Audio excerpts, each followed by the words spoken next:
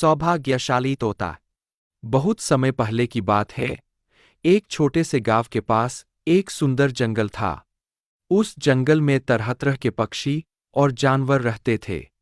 उन्हीं पक्षियों में एक अनोखा तोता भी रहता था, जिसका नाम चिरकू था।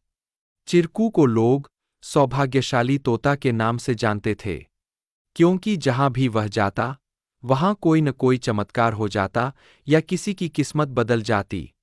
गांव के लोग मानते थे कि अगर चिरकू उनके घर आ जाए, तो उनके जीवन में सुख और समृद्धि आ जाती है। चिरकू हमेशा खुश रहता और अपनी मधुर आवाज में गाने गाता। लोग उसे फल और अनाज खिलाते और उसकी भलाई की कामना करते थे। चिरकू भी गांव के लोगों से बहुत प्यार करता था और जहां भी जाता, खुशियां बांटता। एक दिन गांव में एक गरीब किसान, जिसका नाम रघु था, बहुत परेशान था।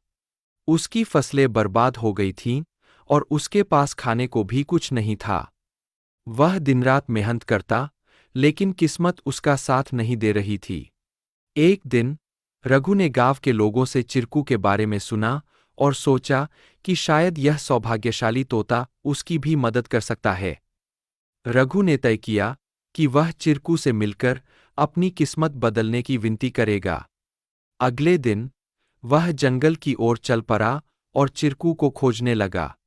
बहुत ढूंढने के बाद उसे चिरकू एक पेड़ की डाल पर बैठे हुए मिला। रघु ने बड़े ही आदर के साथ कहा। चिरकू ने रघु की बातें ध्यान से सुनी और उसकी आंखों में दया उमड़ आई। चिरकू ने अपनी चोंच में एक छोटी सी चमकती हुई पत्ती उठाई और रघु को देते हुए कहा, यह जादुई पत्ती है। इसे अपनी जेब में रख लो और जब तुम अपने खेत में काम करने जाओ, तो यह पत्ती तुम्हारी किस्मत बदल देगी। रघु ने धन्यवाद कहा और वह पत्ती लेकर अपने घर लौट आया। अगले दिन वह अपने खेत में काम करने के लिए गया। जैसे ही उसने खेत में जुताई शुरू की, अचानक से बारिश होने लगी। उसकी सूखी जमीन हरी भरी हो गई और थोड़े ही समय में उसकी फसलें लहलहा उठीं। रघु की मेहनत सफल हुई और उसकी किस्मत सच में बदल गई।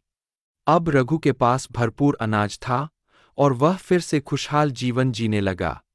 उसने गांव के लोगों को चिरकू की बुद्धिमानी और उसके द्वारा दी गई जादुई पत्ती के बारे में बताया।